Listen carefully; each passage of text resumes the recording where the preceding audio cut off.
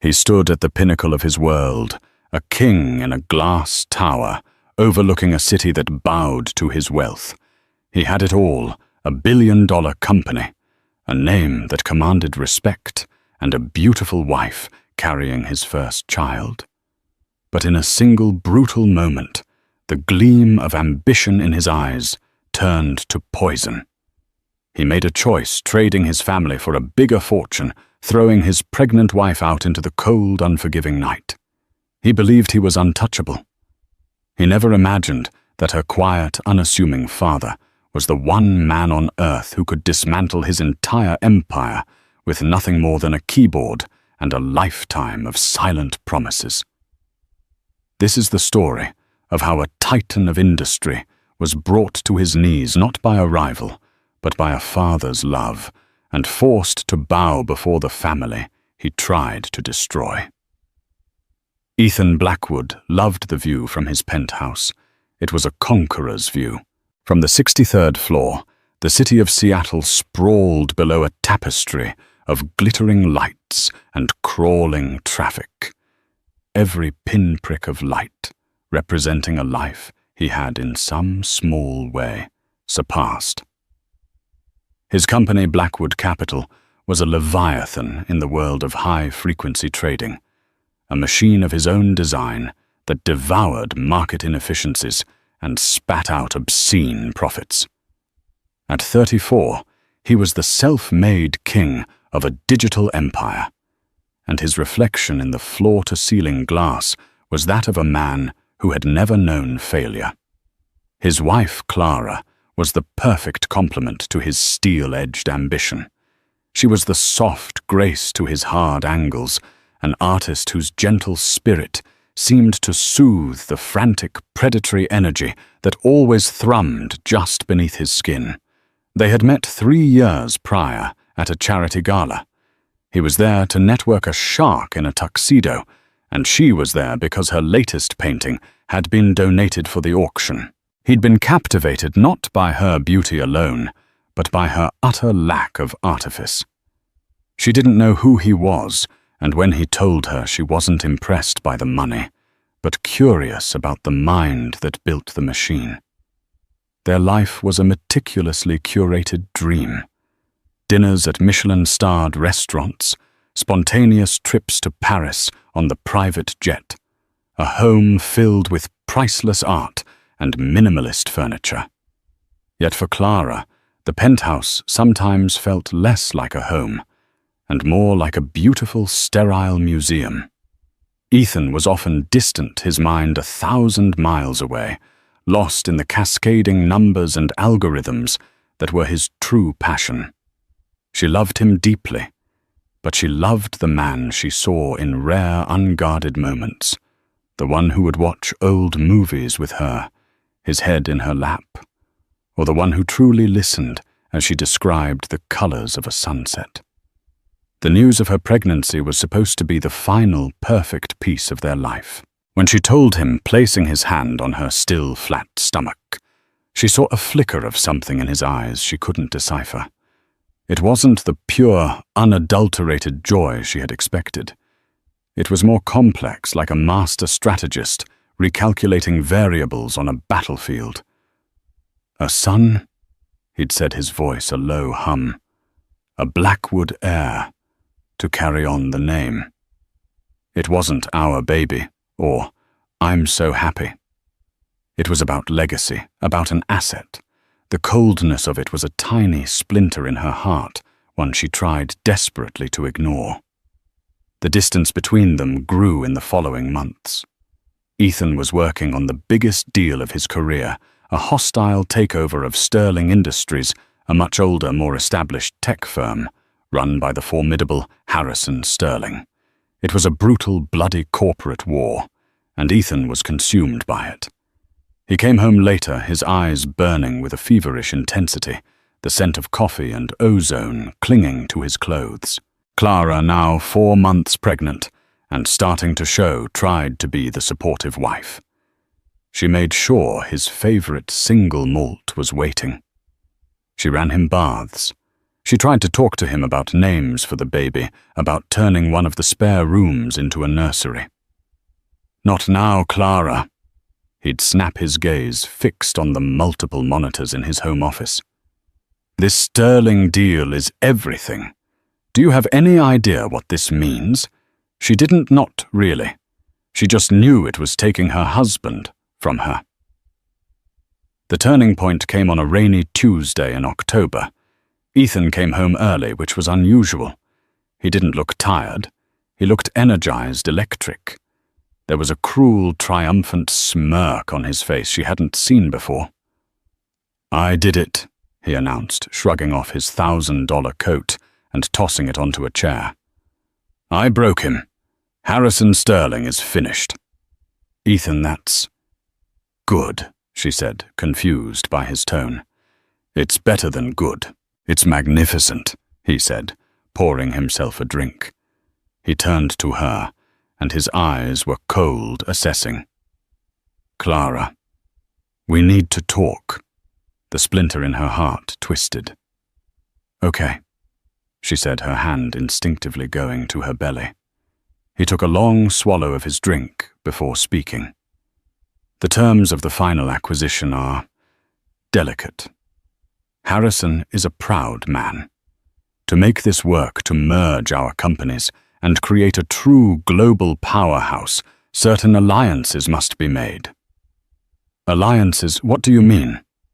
He walked over to the window, his back to her. "Harrison has a daughter, Isabella Sterling. She's brilliant, ruthless. She's been running their European division. She's a partner, in the truest sense of the word." A cold dread, slick and oily, began to seep into Clara's veins. "Ethan, what are you saying?" He turned around, and any trace of the man she loved was gone. In his place was a stranger, a predator, who had just closed in on his prey. "The deal is contingent on a merger of families as well as companies. A marriage between me and Isabella. It solidifies the empire. It's the final move on the chessboard." The world tilted. The crystal glass of water in her hand slipped and shattered on the polished marble floor. A marriage, Ethan, you're married to me. We're having a baby." Her voice was a choked whisper. "That," he said, gesturing dismissively at her stomach, "is a complication, an unfortunate variable." The cruelty of his words was like a physical blow. "A complication. This is your child. It's a problem I can solve with money," he said, his voice flat and devoid of emotion. "I will set you up, you and the child. You'll have an apartment, a generous trust fund. You'll want for nothing. You'll sign a non-disclosure agreement, of course. To everyone, our marriage simply didn't work out. Amicable split." Tears were streaming down her face, now hot and furious. "You think you can buy your child? You think you can just erase us because we're no longer convenient for your business deal? Who are you?" "I am the man who is offering you a comfortable life," he said, his patience thinning. "This is a much better deal than you'd get from any divorce court. I'm being generous." "Generous?" she shrieked, the sound raw and broken. "You're a monster." His face hardened into a mask of pure, chilling indifference. "I am a realist. This is the world I operate in. Love, sentiment. They are luxuries, Clara. Liabilities. I am building an empire, and an empire requires sacrifice. Isabella understands that. You, with your paintings and your feelings, you were a pleasant diversion. But the game has changed." He walked to the bedroom and came back with her suitcase, the one she used for weekend trips. He opened it on the floor. "Pack your things," he said. "The doorman will call you a car. I want you out of here tonight." She stared at him, at the suitcase, at the shattered pieces of glass and the shattered pieces of her life on the floor. "Ethan, please," she begged, one last desperate appeal. "Don't do this. Think about our baby." He looked at her. truly looked at her, and for a second she thought she saw a flicker of doubt. But it was gone as quickly as it came, replaced by an iron resolve. "The deal with Sterling closes in a month. Isabella is already flying in." "You need to be gone," he stated, as if discussing a line item on a balance sheet. "The choice is simple, Clara. Leave with the money and your dignity, or be thrown out with nothing. But either way, you are leaving." The love she had for him curdled into something bitter and cold. The man she had married was a ghost, a fiction she had created in her own mind. This man, this creature of pure, unadulterated greed, was the reality. With a strength she didn't know she possessed, she stopped crying. She squared her shoulders and looked him dead in the eye. "I don't want your money, Ethan. I don't want anything from you." She turned, walked into the bedroom, and packed not her expensive clothes or jewelry, but the few things that truly mattered: a photo of her parents, a book of poetry her mother had given her, and the first ultrasound picture of their baby. When she came back out, he was on his phone already talking business, his voice sharp and commanding. He didn't even look up as she walked past him, her suitcase rolling softly on the marble floor. As she waited for the elevator, the cold reality hit her. She was 4 months pregnant, homeless, and her life had just been liquidated like a failing stock. And the man she once promised to love for eternity hadn't even had the decency to say goodbye. The taxi ride felt like a descent into a different reality. The gleaming skyscrapers of downtown Seattle, once symbols of a shared future, now seemed to mock her, their lights cold and alien. Each drop of rain that slid down the window was a tear for the life that had just been so clinically excised. The driver, a kind-faced man named George, kept glancing at her in the rearview mirror, his brow furrowed with concern. He had asked, "Where to, ma'am?" And all she could whisper was an address in Bainbridge Island, an address she hadn't called home in years. The ferry ride across Puget Sound was a blur of mist and sorrow. Clara stood on the deck, the cold, salty wind whipping at her face, pulling her coat tighter around her pregnant belly. It was as if she was crossing a Stygian river, leaving the land of the living, or at least the world of Ethan Blackwood, behind.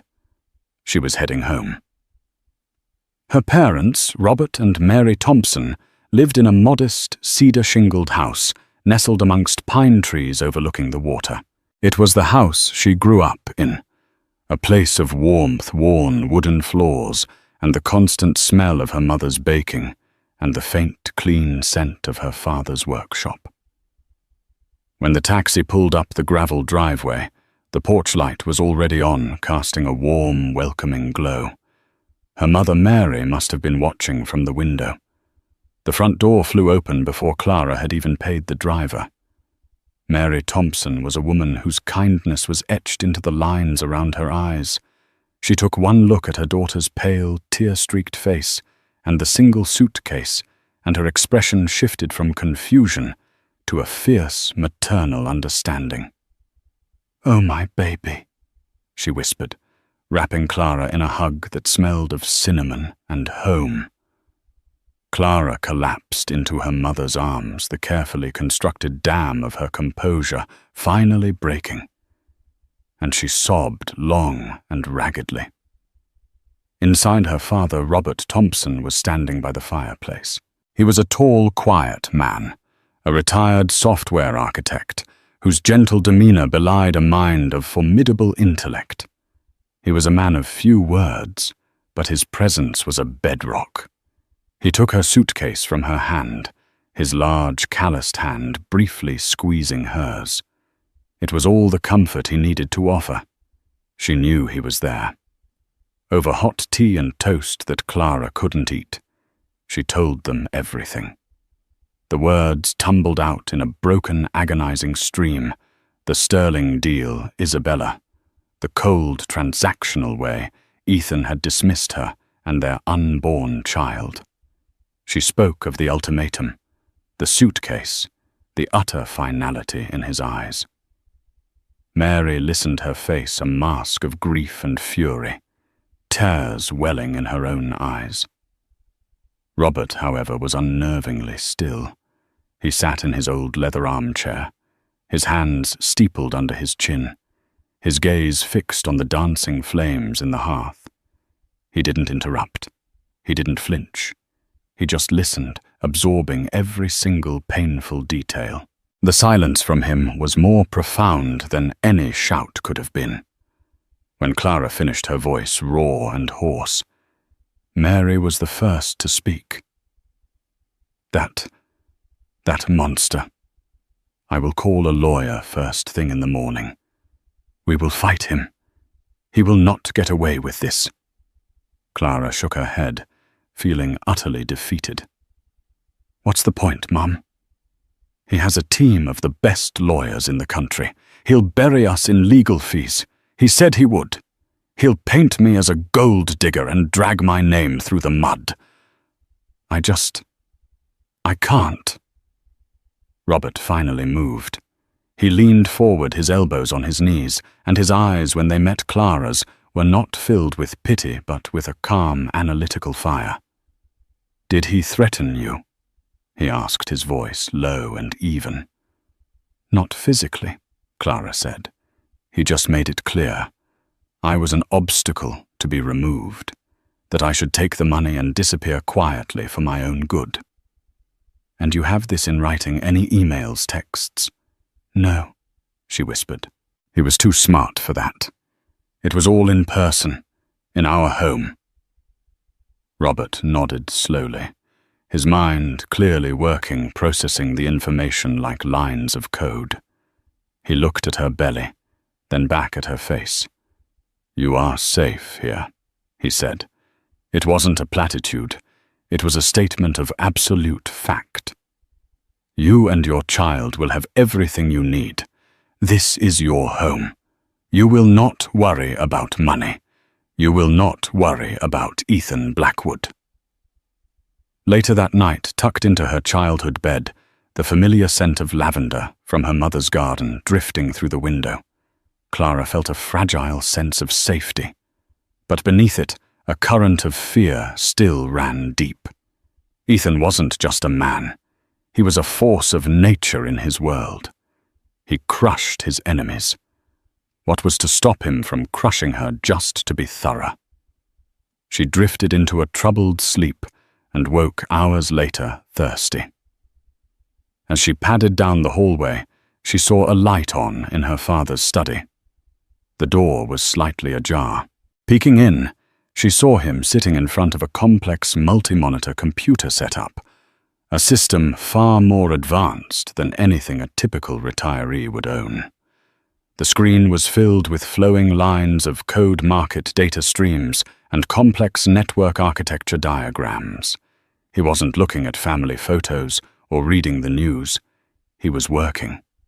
His fingers moved across the keyboard with a speed and precision that was mesmerizing. On one screen, she saw the corporate structure of Blackwood Capital. On another, a deep-dive analysis of its core trading algorithms. Clara had always known her father was brilliant. In the 90s, he had been a legendary, albeit reclusive figure in the nascent world of fintech. He'd designed some of the foundational security protocols and trading architectures that the modern financial system was built upon, then abruptly retired in his late 40s, claiming he wanted a simpler life, away from the vultures of Wall Street. He'd cashed out his patents for a comfortable but not extravagant sum, and never looked back. Ethan had always dismissed him as Clara's quiet dad, the retired coat monkey. He had no idea who Robert Thompson really was. No one did, except a very small, very powerful circle of old-school tech pioneers. Watching him now, Clara understood. Her quiet, gentle father was not just looking at data. He was mapping out a battlefield. He was sharpening weapons she couldn't comprehend. The stillness she had seen earlier was not resignation. It was the deep, focused calm of a grand master contemplating a chessboard, seeing not just the next move, but the entire game 20 moves ahead. He wasn't going to call a lawyer. He was going to war. A strange sense of peace settled over Clara. The fear didn't vanish, but it was joined by something else, a sliver of awe. Ethan Blackwood had built his empire on code and algorithms. He had just made a mortal enemy of the man who had written the language. Ethan Blackwood felt invincible. With Clara gone, a sentimental weight had been lifted from his shoulders. The penthouse, once softened by her presence, was now exactly as he liked it, a pristine, silent monument to his success. There were no more gentle questions about his day, no more talk of nurseries or baby names. There was only the clean, exhilarating hum of ambition. Isabella Sterling arrived from London 2 days later. She was everything Clara was not. Where Clara was warm, Isabella was polished steel. She was sharp, impossibly chic, with an analytical mind that mirrored Ethan's own. They didn't speak of love. They spoke of synergy, of market share, of consolidating power. Their relationship was a merger, a strategic alliance, and the chemistry between them was born not of passion, but of a shared, ravenous hunger for dominance. "Your ex-wife," Isabella said on her first night in the penthouse, swirling a glass of vintage Bordeaux. "Was she a problem?" "She was at a loose end," Ethan replied, not looking up from a tablet displaying market projections. "I've tied it. No legal complications, no emotional attachments. I made her a financial offer she couldn't refuse." He lied smoothly. "She's pragmatic. She took the money and is looking for a fresh start." He saw no need to tell Isabella about the pregnancy. It was an irrelevant data point, a variable he had already contained.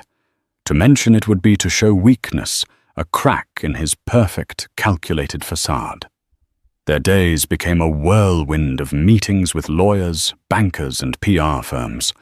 The merger of Blackwood Capital and Sterling Industries was being heralded in the financial press as the deal of the decade. Ethan Blackwood, the wunderkind of algorithmic trading, joins forces with the Sterling dynasty to create a new global tech titan, Sterling Blackwood. His face was on the cover of Forbes, his name spoken with reverence on cable news. He was no longer just rich. He was becoming a legacy. He completely forgot about Clara and her quiet father. They were a footnote from a previous chapter, irrelevant to the epic he was now writing.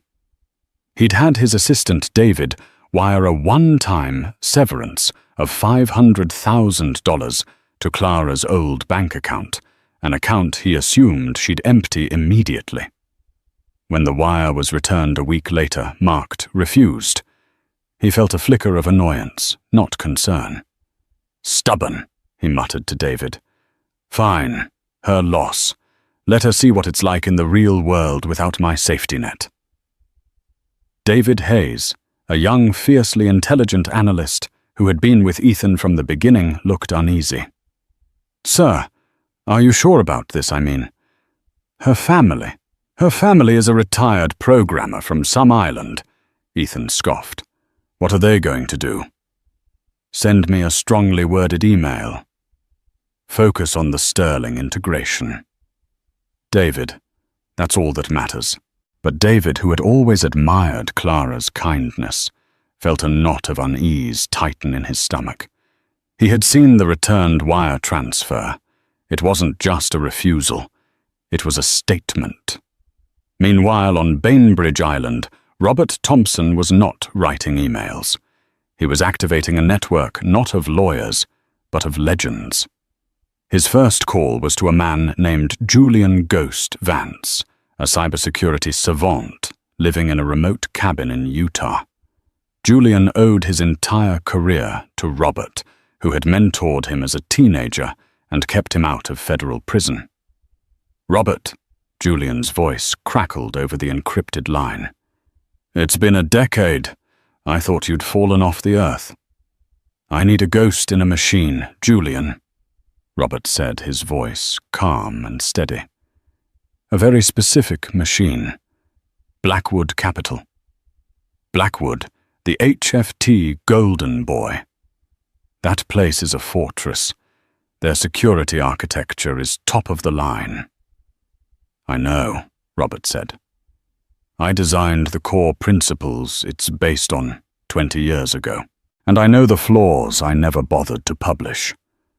There was a moment of silence on the other end of the line, followed by a low whistle. "Oh, this is going to be fun. What do you need, old man? I don't want you to steal anything. I don't want you to break anything," Robert instructed. "I just want you to watch. I want to know every trade, every algorithm shift, every data packet that moves in and out of their servers. I want you to whisper in their wires." His next call was to an old colleague, a mathematics professor at MIT named Dr. Aris Thorne, a man who could see patterns in chaos that no one else could. "Aris," Robert said, "I'm sending you a data packet. It contains the trading philosophy of a certain firm. I need you to build a counter-rhythm, a model that doesn't defeat it but harmonizes with it in a way that introduces subtle discord." His third call was to a woman on the board of the largest pension fund in California, a woman he had tutored in quantitative analysis when she was just a struggling graduate student. He didn't ask for a favor.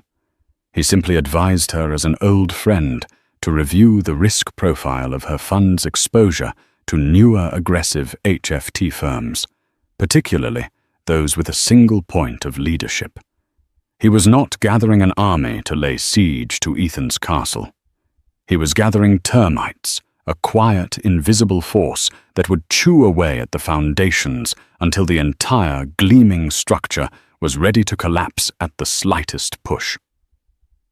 He worked silently mostly at night while Clara slept, and Mary worried. He was a patient man, playing a very long game. He knew that to destroy a man like Ethan Blackwood, you didn't attack his money directly. You attacked his reputation, his genius, his very sanity. You made the machine he trusted above all else begin to lie to him. Back in Seattle, Ethan was celebrating. He and Isabella hosted a lavish party at the penthouse to announce their engagement and the finalization of the merger. The great and the good of the city were there, champagne flowed, and Ethan stood beside his new partner, feeling the immense intoxicating power of their combined influence. He raised a glass to the crowd.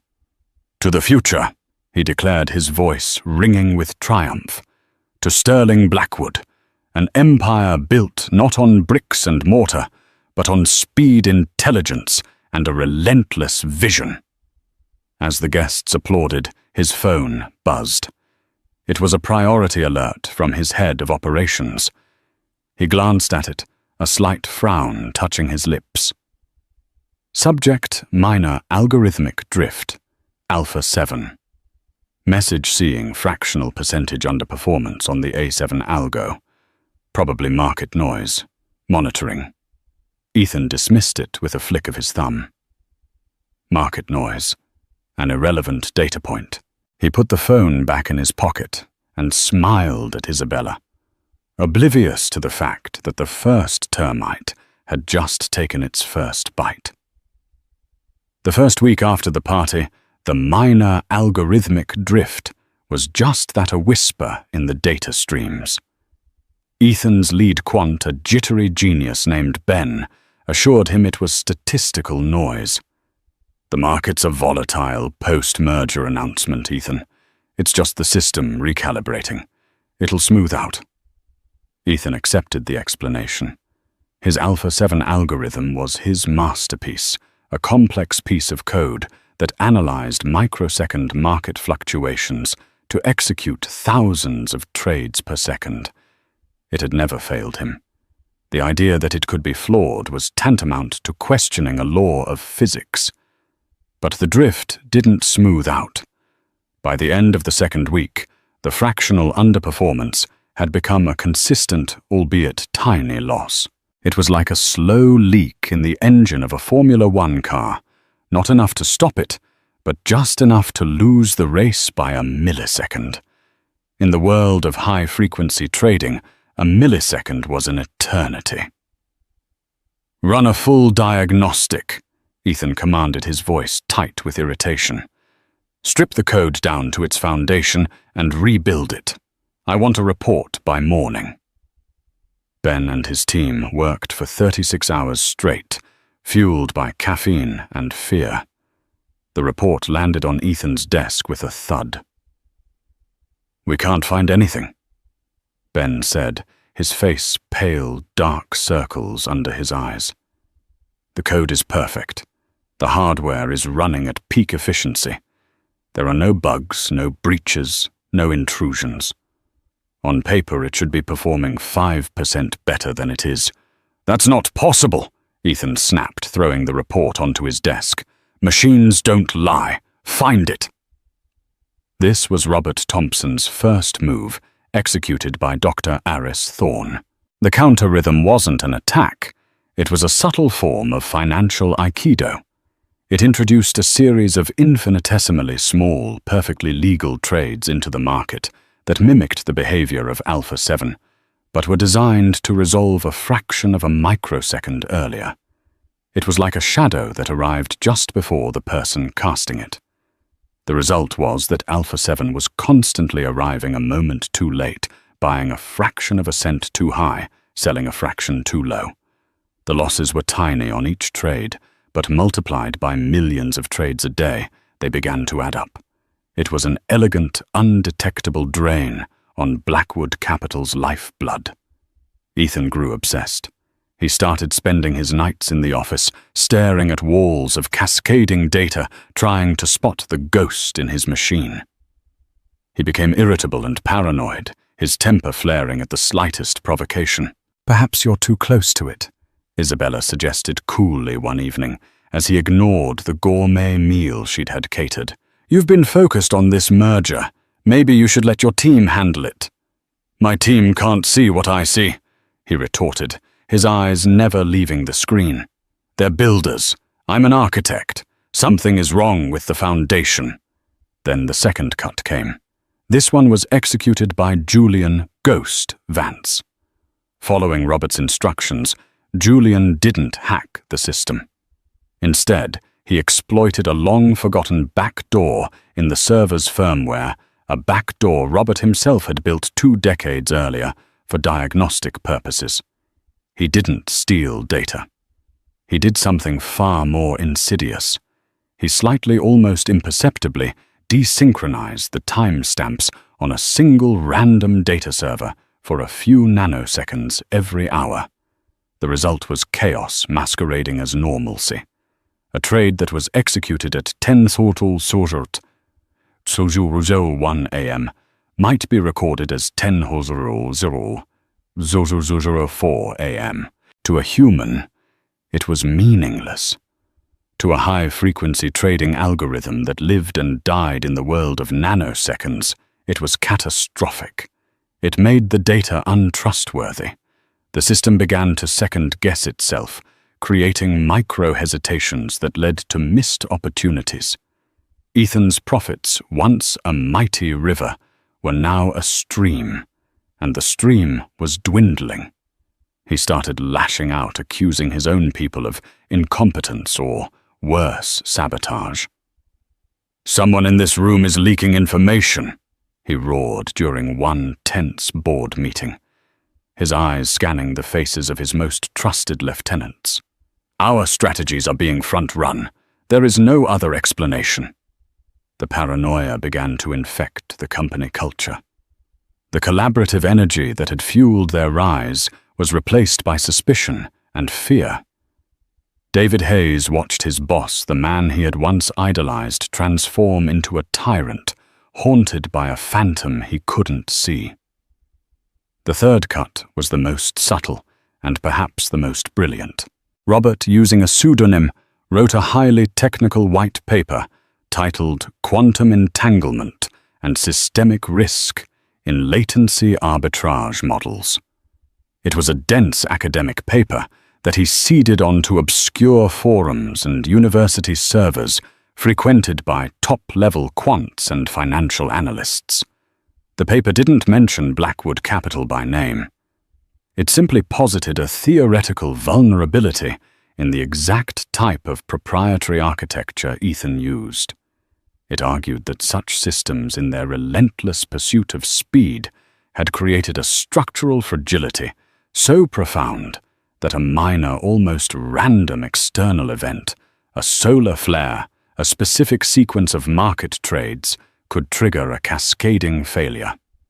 It was elegant, terrifying, and utterly plausible.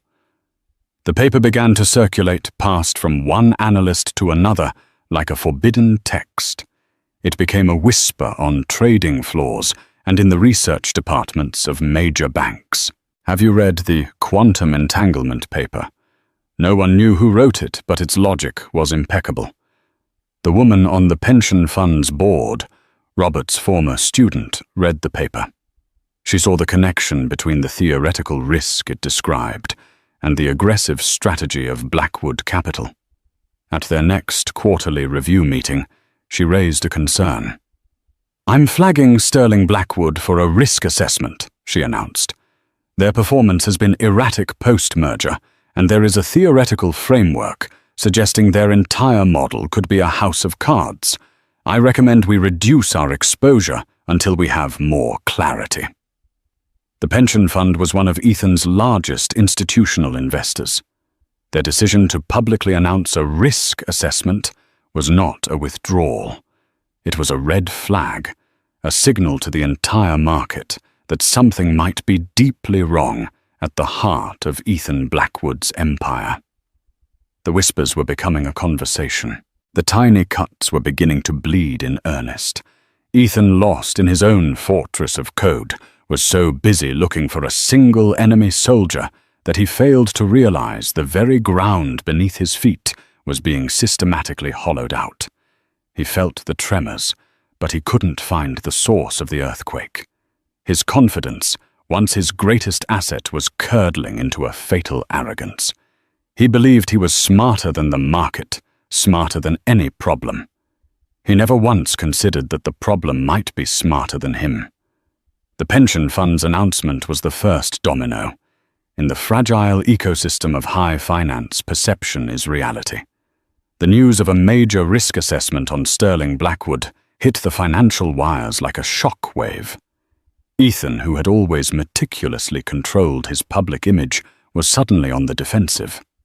"It's a procedural review," he barked at a reporter from the Wall Street Journal who cornered him outside his office.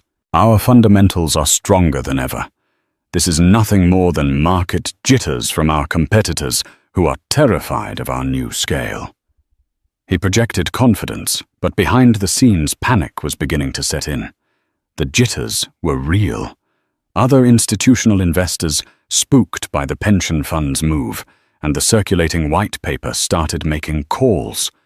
They wanted reassurance. They wanted data. They wanted to know why his flagship algorithms were underperforming.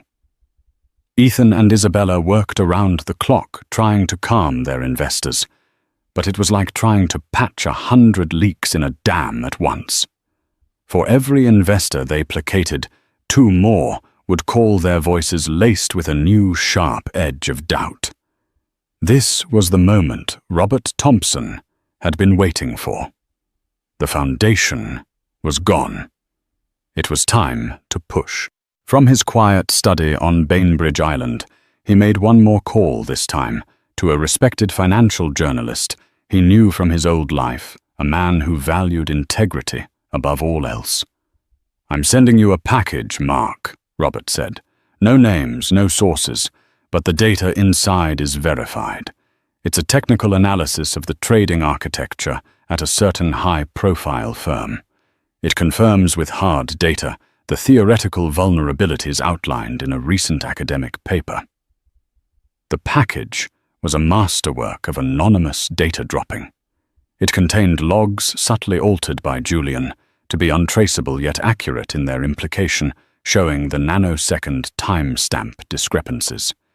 It included a breakdown of Alpha 7's performance, highlighting the inexplicable and consistent losses. It was everything a journalist needed to connect the dots between the rumors and the reality. It didn't allege fraud or hacking. It alleged something far worse in the tech world: incompetence and fundamental design flaws. Mark's article, published under a dramatic headline, "Cracks in the Code is Sterling Blackwood's billion-dollar algo." A house of cards went viral. It was a match thrown on a field soaked in gasoline. The market opened the next day to a frenzy of selling. The stock price of Sterling Blackwood, which had soared after the merger announcement, began to plummet. It wasn't a dip, it was a cliff. Ethan stood on his trading floor, a modern-day Captain Ahab, on the deck of his sinking ship, watching the red numbers cascade down the screens. "Buy it back," he roared.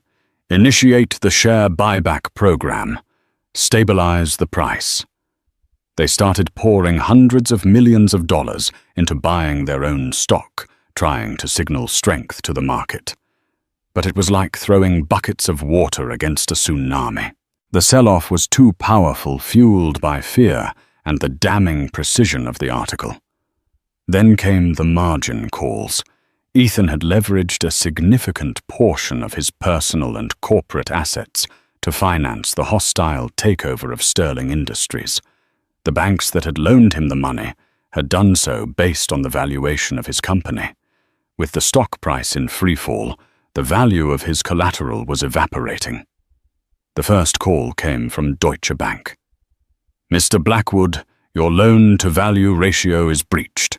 We need an immediate wire of $200 million to cover your position, or we will be forced to liquidate your holdings." Before he could even process it, another call came from JP Morgan. Then another from Goldman Sachs. The cascade had begun. They were demanding billions in collateral that he no longer had. In a desperate final gamble, Ethan turned to Harrison Sterling and Isabella. "We need an emergency infusion from the Sterling Family Trust," he said. His voice strained a sheen of sweat on his forehead. "Now, to cover the calls." Isabella looked at him, her face unreadable. She exchanged a glance with her father, who had been watching the meltdown from the corner office with a grim satisfaction. "No," Harrison Sterling said, his voice laced with ice. "This company is toxic. Your name is toxic. The Sterling family will not be throwing good money after bad." "What?" Ethan stammered, looking at Isabella. "Isabella, we're partners. We're getting married." She gave a small, cruel smile. "The engagement was a means to an end, Ethan. A requirement for a merger that was until yesterday advantageous. It is no longer advantageous. In fact, you've become a liability to my family's name. The engagement is off. We're invoking the reputational damage clause in the merger agreement to sever ties. The Sterling name will be removed from the company by the end of the day." The betrayal was so swift, so absolute, it knocked the air from his lungs. He had been a tool, a disposable asset. He had discarded Clara for this, for a woman who was a colder, more ruthless version of himself. The banks didn't wait. As the news of the Sterlings pulling out hit the wire, the liquidations began. Blocks of his stock were dumped onto the market, causing the price to crash into the pennies. The algorithms that had made him a billionaire were being sold off for scrap value to cover his debts. His art collection, his jet, his other properties, all seized and liquidated by creditors within hours. By the time the market closed, the empire of Ethan Blackwood was gone. Sterling Blackwood was a defunct entity, its assets carved up and sold off. His personal fortune had been wiped out. He wasn't just back to zero, he was hundreds of millions of dollars in debt. He stood alone in the dark, cavernous trading floor, the screens now black. The silence was deafening. Just 48 hours earlier, he had been the king of this world. Now he was a ghost haunting its ruins. He stumbled out of the building a dazed, broken man. He didn't even have the money for a taxi. He started walking aimlessly through the rain-slicked streets of the city he once owned. And for the first time in the cold, hollow emptiness of his spectacular failure, he thought of Clara. He thought of her warmth, her kindness, and the child she was carrying. His child. The one piece of his life that had been real, the one thing of true value, and he had thrown it away for a ghost. The weight of that realization was more crushing than the loss of any fortune. The next few days were a blur of humiliation for Ethan. His name, once a synonym for success, was now a punchline in the financial world, a cautionary tale of hubris. He was evicted from the penthouse, the locks changed by the bank that now owned it. He walked out with nothing but a single cardboard box containing a few clothes and personal effects.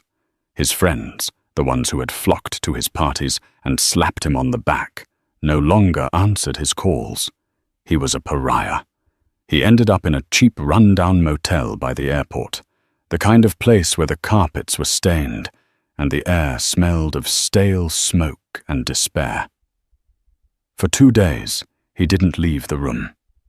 He just sat on the edge of the lumpy bed, staring at the peeling wallpaper, the full magnitude of his ruin crashing down on him. He had lost his money, his power, his reputation. But the loss that echoed loudest in the suffocating silence of the motel room was the loss of his humanity. He replayed that final conversation with Clara over and over in his mind. Her shocked, hurt face, the way he had called their child a complication, the cold, dismissive tone he had used to dismantle their life. He hadn't just been a ruthless businessman, he had been a cruel, empty shell of a man. Who had done this to him? He cycled through a list of enemies, Harrison Sterling rival hedge funds, disgruntled ex-employees. But none of it added up. The attack was too precise, too elegant. It wasn't a frontal assault. It was a quiet, systemic unraveling. It felt less like a corporate raid and more like a judgment. His assistant, David Hayes, was the only person who came to see him. He found Ethan sitting in the dark room and placed a bottle of water and a bag of food on the rickety table. "I'm sorry, Ethan," David said, his voice quiet. "Save your pity." Ethan rasped, his voice hoarse. "It's not a pity," David said. I think I know who was behind this. Or at least I have a theory." Ethan looked up, a flicker of interest in his dead eyes. "The day after you asked Clara to leave," David began tentatively, "I saw the returned wire transfer, the one for $500,000. It was refused by an account belonging to a Robert Thompson, your father-in-law. Her dad, the retired programmer." Ethan scoffed. "What about him?" "I was curious, so I did some digging. Not corporate espionage, just public records, old articles from the early days of the internet. Robert Thompson isn't just some programmer, Ethan. In the late 90s, he was known in certain circles as the architect. He designed the Loki protocol for secure transactions and the core logic for the Hyperion trading engine. Your entire company, my entire career. It's all built on the foundation of his work. He's a legend who chose to disappear." The pieces began to click into place in Ethan's shattered mind. the impossible-to-find flaw in his algorithm. The Whisper campaign is based on a deep, fundamental understanding of his systems. The attack wasn't random. It wasn't a rival. It was personal. It was precise. It was from the one man in the world he had never even considered a threat. The quiet father-in-law he had dismissed and disrespected. The man whose daughter he had broken. The realization was a physical blow. He wasn't outmaneuvered by a competitor. He was dismantled by a father protecting his child. It wasn't about money or power. It was about love and justice. All the things he had deemed liabilities. A wave of something akin to terror washed over him.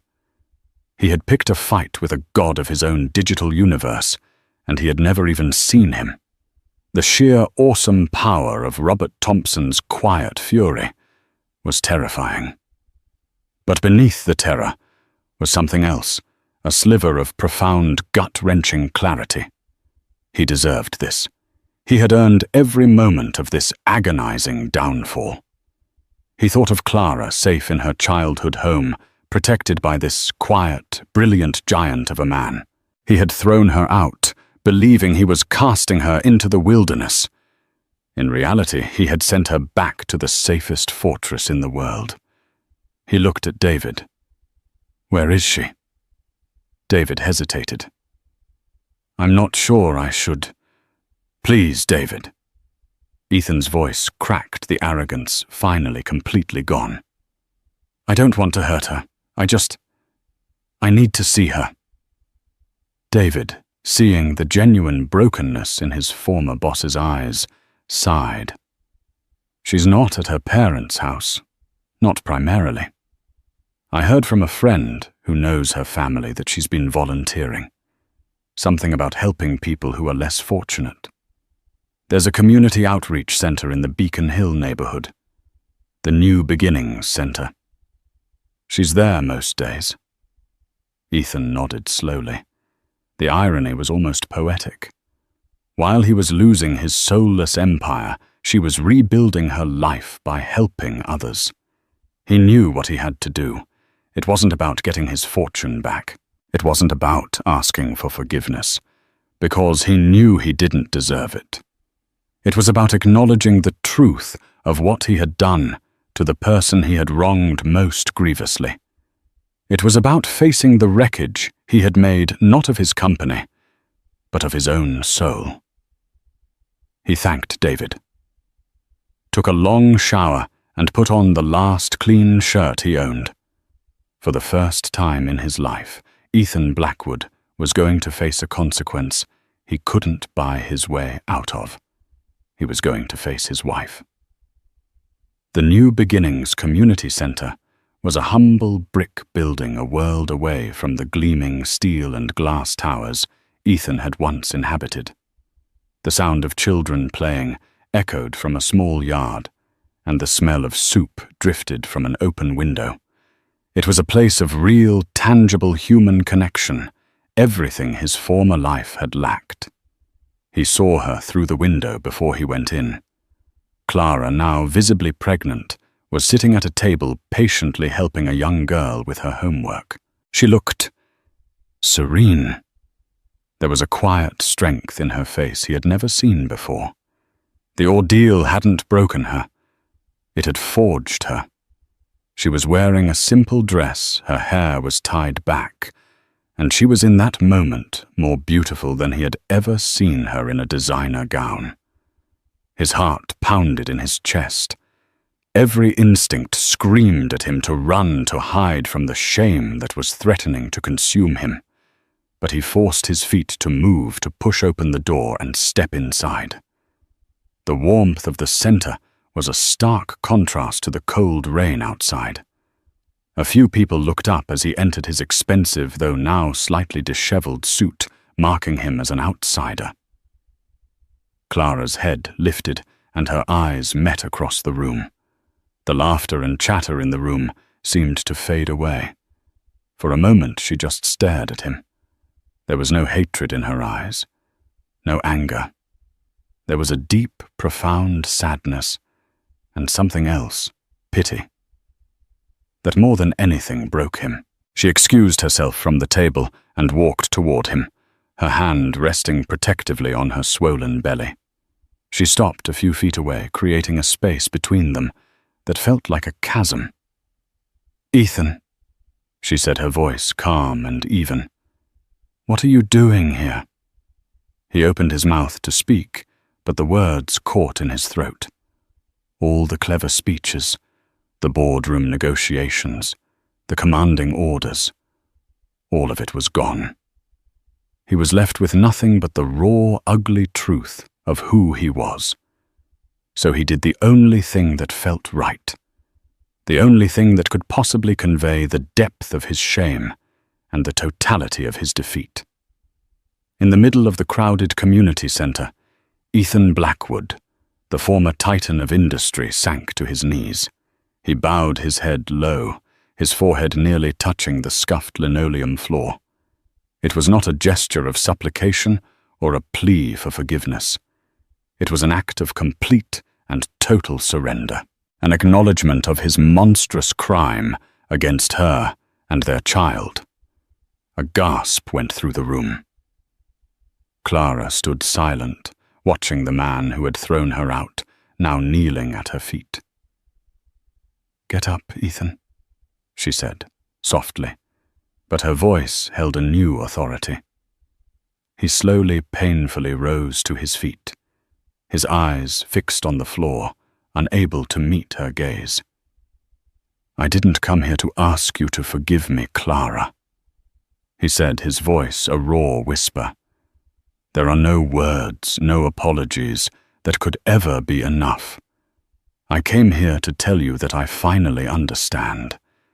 Everything I thought was important, the money, the power, the empire, it was all dust. It was nothing. The only thing that ever had any real value in my entire life was you and our baby. And I threw it away. I am so sorry for the pain I caused you." He finally dared to look up at her. "Your father," he said with a ragged breath. "He is a great man. He gave me a lesson I desperately needed to learn." Clara listened, her expression unchanging.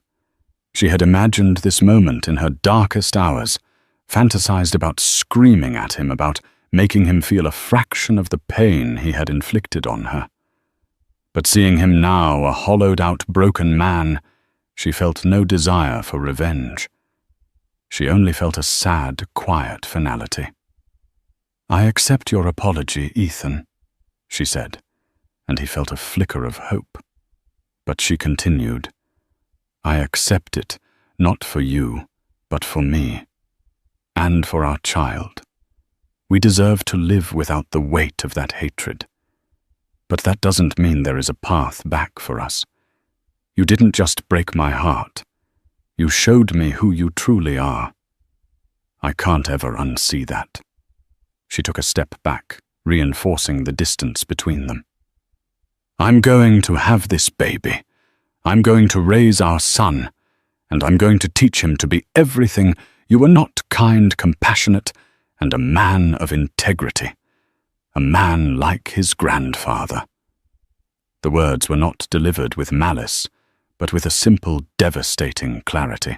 "You can be a part of his life if you choose," she went on, "but not as my husband, not as the man who lives in my house. You can be his father, but you have to earn that title. You have to rebuild your life, not your fortune, but your character.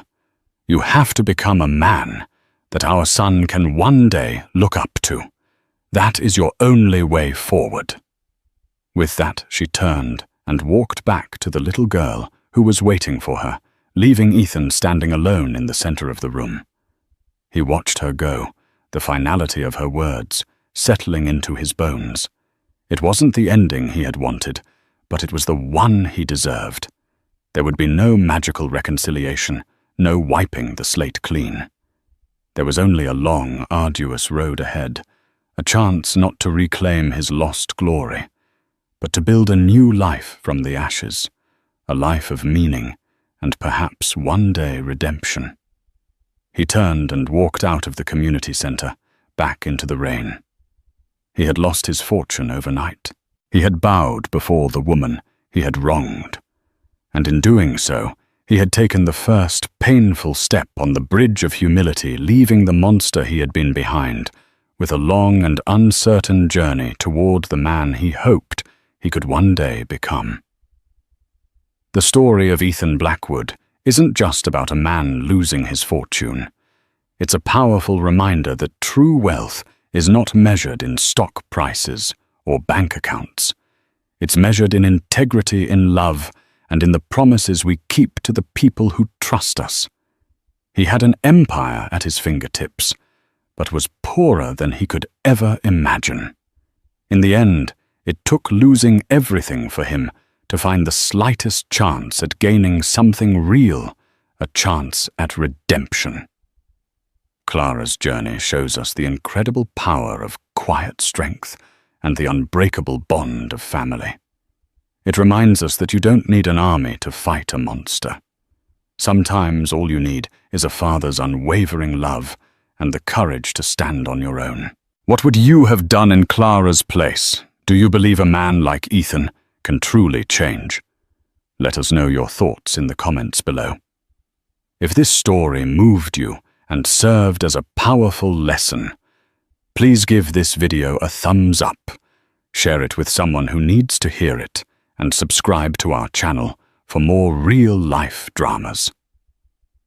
Don't forget to hit the notification bell so you never miss a story. Thank you for listening.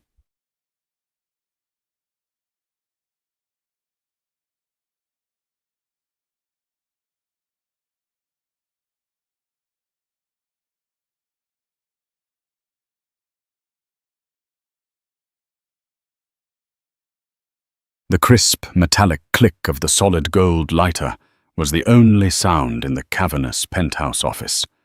Jackson Hayes, a man who measured his worth in stock tickers and skyline views, didn't even look up from his desk. He simply gestured towards the door, with the lighter, the small flame dancing like a malevolent spirit. The prenuptial agreement is ironclad, Charlotte. You get nothing. My lawyers will be in touch about the termination. Outside, the rain began to lash against the floor-to-ceiling windows, mirroring the storm breaking inside her. He was talking about their baby, their unborn child, and he was dismissing them both as if they were a failed business venture. She stood there, one hand protectively on her stomach, her world reduced to the cold, indifferent flick of a rich man's thumb. This is the story of how that one callous gesture would unravel an empire and prove that the most powerful currency in the world isn't money. It's a father's love. Life with Jackson Hayes was a meticulously curated performance. Charlotte Vance had once been captivated by it, by him. They met at a gallery opening where one of her architectural sketches was being displayed, a small local event he'd attended on a whim. He'd been charming electric, with a smile that seemed to mint its own currency. He wasn't old money. He was something more potent in the modern world, new money, self-made, and ferociously ambitious. His tech company Nexus Dynamics had disrupted the financial world, and he moved through life with the predatory grace of a man who had never been told no. Their courtship was a whirlwind of breathtaking excess. Dinners in Paris just for the evening helicopter rides over the Grand Canyon at sunrise, a private concert with her favorite indie band on their anniversary. He'd showered her with gifts, a vintage Cartier watch, a custom-designed sports car, a wardrobe that cost more than her parents' house. He called her his muse, his anchor in the chaotic world of high-stakes business. Charlotte, an orphan, raised by a quiet, doting father who ran a modest but respected antique bookshop in Vermont, was initially overwhelmed. Her father, Arthur Vance, had been skeptical. "A man who buys that much, Charlotte," he'd said gently over the phone, his voice warm and wise, "is often trying to own something, not love it. Be careful, his price for you isn't your own soul." She had dismissed his concerns as old-fashioned protectiveness. She was in love, or she had convinced herself she was. The penthouse on Park Avenue, with its panoramic views of Central Park, felt like a palace. But over the first 2 years of their marriage, she began to notice the gilding on her cage. Jackson didn't love her passion for architecture. He loved telling people his wife was an architect. He'd funded a small studio for her in the city, but it was more of a showroom for his friends, a testament to his modern sensibilities. When she would get lost in her designs, sketching sustainable community housing projects, he would tap his watch impatiently.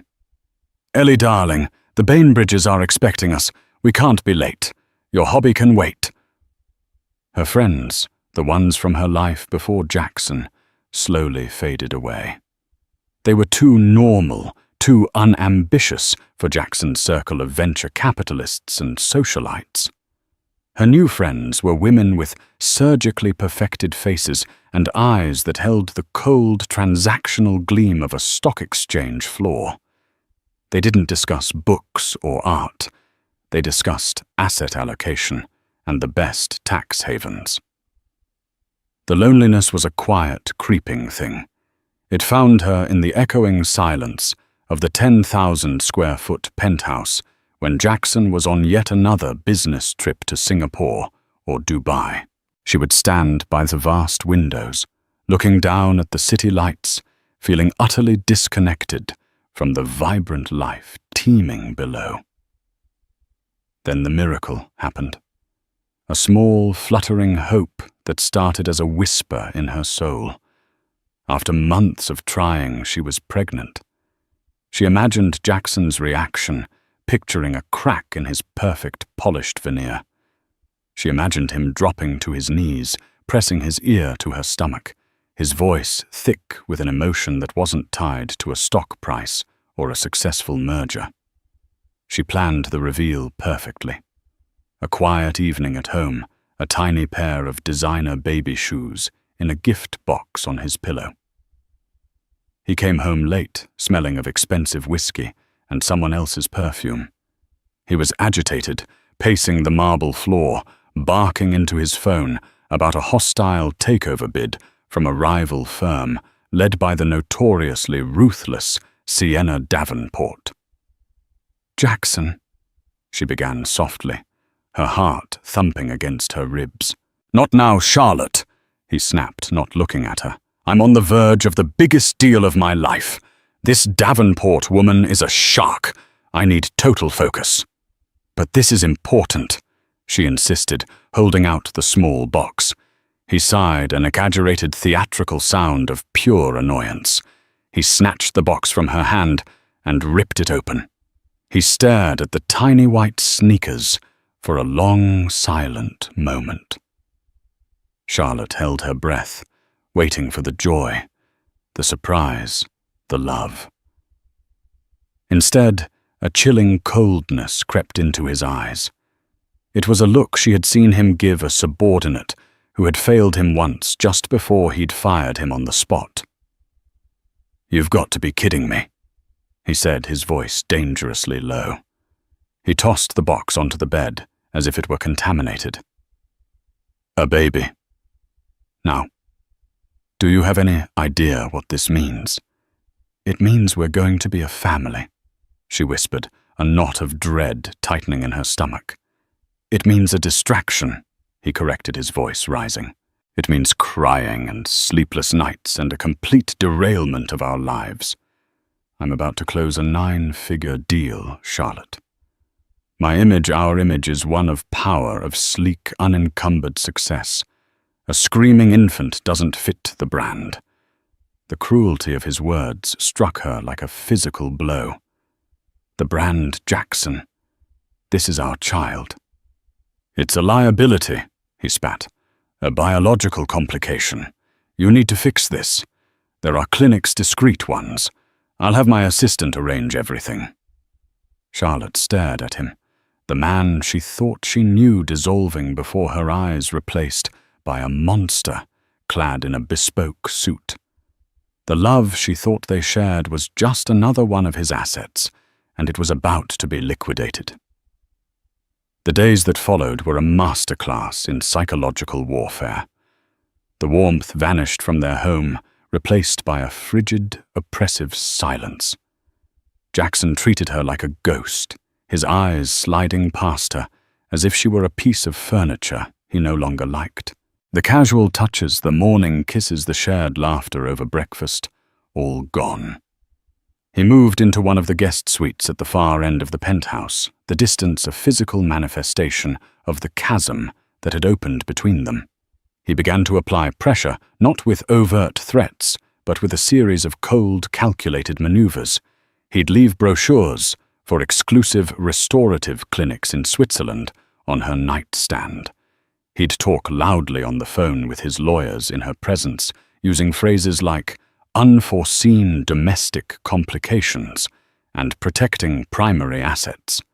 His business life, however, was thriving on the adrenaline of his battle with Sienna Davenport and her company, Apex Innovations. Sienna was his equal in ambition and his superior in ruthlessness. She was everything Jackson admired, sharp, beautiful in a severe way, and utterly devoid of sentiment. Charlotte saw pictures of them in financial magazines captioned "Titans at War," but their body language at industry events seemed more like that of co-conspirators. One evening, Jackson hosted a dinner party. It was a strategic event meant to court investors and project an image of unshakable confidence. Charlotte, now 6 weeks pregnant, and battling morning sickness, was expected to play her part. She put on a brave face and a stunning emerald gown, the fabric hiding the very slight swell of her stomach. Throughout the dinner, Jackson was performatively attentive, placing a hand on the small of her back, laughing at her comments. But his eyes were cold, and his touch felt like ice. The guest of honor was Sienna Davenport herself.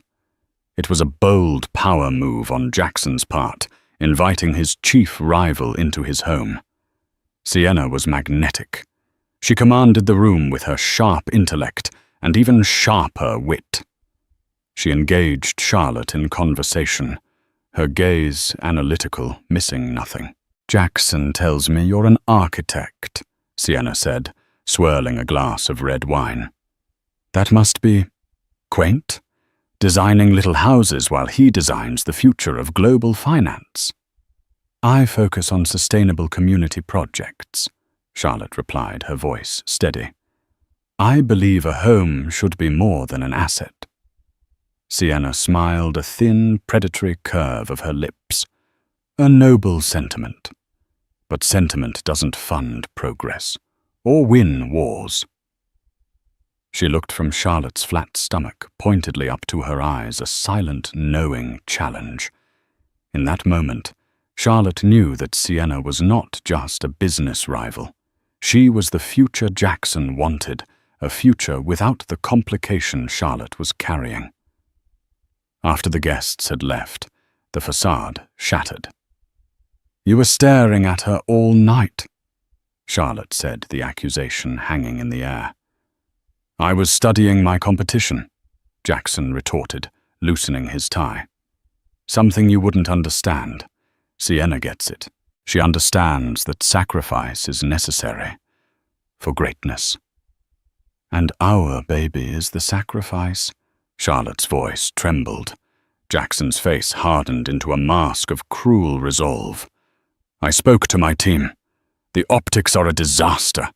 A pregnancy right now suggests a shift in focus domesticity. It suggests weakness.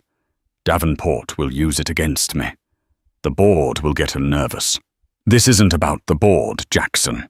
This is about us. There is no us if my company falters," he roared, his voice bouncing off the marble and glass. "Everything you have, this apartment, your clothes, your fake studio, it's all because of me. Because of my relentless, undivided focus. You are threatening that. He walked over to the bar and poured himself a stiff scotch. He took a long swallow before turning back to her, his eyes devoid of any emotion she recognized. "So I'm giving you a choice, Charlotte," he said, his voice dropping to a low, menacing tone. "It's the life we have, the future I am building, or that thing you are carrying. You make an appointment, and we go back to how things were. Or you can walk out that door with nothing but the clothes on your back. The prenup is absolute. I've made sure of it." Charlotte felt the blood drain from her face. It wasn't a choice. It was an execution order. He was asking her to choose between a life of empty luxury and the life of her own child. She looked at this man, this stranger, and the last vestiges of love and hope withered and died. In their place, a cold, hard certainty began to grow. She finally understood her father's warning. Jackson hadn't just bought her things. He had tried to buy her very being, and the price was indeed her soul. Her hand went to her stomach, a primitive, protective gesture. She felt a surge of strength she didn't know she possessed. It was the fierce, unyielding power of a mother. "There's nothing to choose," she said, her voice clear and strong, cutting through the tense silence. "I'm keeping my baby." Jackson's face twisted into a sneer of disbelief, then contempt. "Fine," he hissed. "You've made your decision. Don't expect a single penny from me. You're a fool, Charlotte. You're throwing away a kingdom for a crying, pathetic infant." He turned his back on her, dismissing her, already moving on. For him, the transaction was complete. The asset had been written off. Jackson didn't wait. His cruelty was as efficient as his business dealings. The very next morning, while Charlotte was numbly packing a small suitcase with a few personal items, photos of her and her father, her favorite books, her portfolio of architectural sketches. Two stern-faced men in dark suits appeared at the bedroom door, Jackson's personal security. "Ma'am," the taller one said, his voice polite but firm. "Mr. Hayes has instructed us to escort you from the premises." The humiliation was a physical thing, a hot flush that spread from her chest to her cheeks. She was being evicted from her own home like a common trespasser. She looked past them down the long, opulent hallway and saw Jackson standing by the elevator phone to his ear, already deep in a business call. He didn't even grant her a final glance. She was walked out of the building. The doorman who had greeted her with a warm smile every day for 2 years, now staring fixedly at a point above her head, his face a mask of professional indifference. Jackson had already cut her out of the narrative of his life, editing her existence with a few swift, brutal commands. Standing on the rain-slicked pavement of Park Avenue, with a single suitcase and the designer clothes on her back, the reality of her situation crashed down on her. She reached into her purse for her phone to call a cab, then pulled out her wallet, her credit cards. The platinum cards Jackson had so proudly given her were gone. She remembered leaving her purse on the kitchen counter that morning. He must have had his staff remove them. She tried her debit card at a nearby ATM. "Card blocked. Please contact your bank." Panic, cold and sharp, pierced through her shock. He had locked her out of their joint account. She was pregnant, alone, and utterly penniless in the most expensive city in the world. She swallowed her pride, the bitter taste of it filling her mouth, and called the one person she knew she could count on her oldest friend, Maria. Maria was a nurse who lived in a tiny one-bedroom apartment in Queens, a world away from the gilded prison Charlotte had just fled. Hearing Maria's warm, concerned voice on the other end of the line was the first kindness Charlotte had felt in months, and it broke her. The story tumbled out between choked sobs, a torrent of pain, betrayal, and fear. "You get in a taxi right now," Maria said, her voice fierce with protective anger. "I don't care what it costs, I'll pay for it when you get here. Just come home. Charlotte, come to me." The following weeks were a blur of survival. Maria's small apartment was a haven of warmth and normalcy. The smell of coffee brewing in the morning, the sound of sitcoms on the television, the comfortable clutter of a life well lived, it was all a stark contrast to the sterile, silent luxury of the penthouse. Charlotte learned the humbling reality of having nothing. She sold the Cartier watch and the few pieces of jewelry she'd had in her suitcase. The money was a lifeline, but it wouldn't last forever. She started looking for work, but being in the early, exhausting stages of pregnancy made it difficult. No architectural firm wanted to hire a new junior designer who would need maternity leave in 6 months. The shame was a constant companion. She had been so proud, so sure of the life she was building. Now she felt like a failure. She spent her days walking through the parks in Queens, her portfolio in her bag, feeling more invisible than she ever had in Jackson's shadow. The world saw a woman who had failed to hold on to her millionaire husband. They didn't see the woman who had chosen her child over a fortune. One evening, staring at her dwindling bank balance, the stark reality of bringing a child into this instability hit her with full force. She couldn't rely on Maria's generosity forever. She needed help, real help. There was only one person left to call. The person she had been avoiding, not out of fear, but out of a deep, painful shame for not heeding his advice. Her father. She had told him a diluted version of the truth, that she and Jackson were separating, that she needed some time. She had downplayed the cruelty, the abandonment, the utter destitution. She hadn't wanted to worry him. Arthur Vance was in his late 60s, and she pictured him in his cozy bookshop in Vermont, surrounded by the quiet dignity of old leather and paper, and she couldn't bear the thought of shattering his peace with the ugly truth of her life. But now she had no choice. For her baby, she had to swallow her pride. With trembling fingers, she dialed his number. He answered on the second ring, his voice as calm and comforting as she remembered. "Charlotte Pumpkin, is everything all right? You sound tired." And just like that, her carefully constructed dam of composure broke. The whole story poured out of her, the pregnancy, the ultimatum, the public eviction, the frozen bank accounts, the terrifying uncertainty of her future.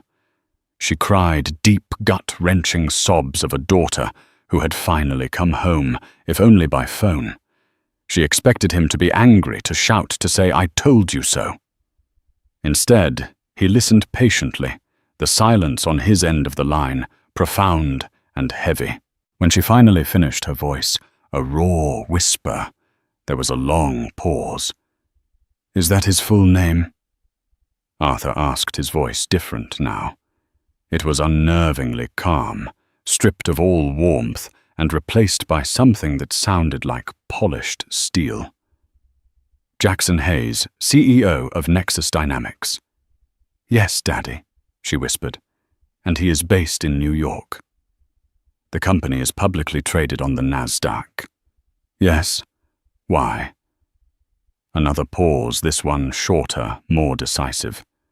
"Don't you worry about a thing, my dear," Arthur Vance said, and the quiet authority in his voice sent a shiver down her spine. "Not the money, not your apartment, not that boy. I want you to rest.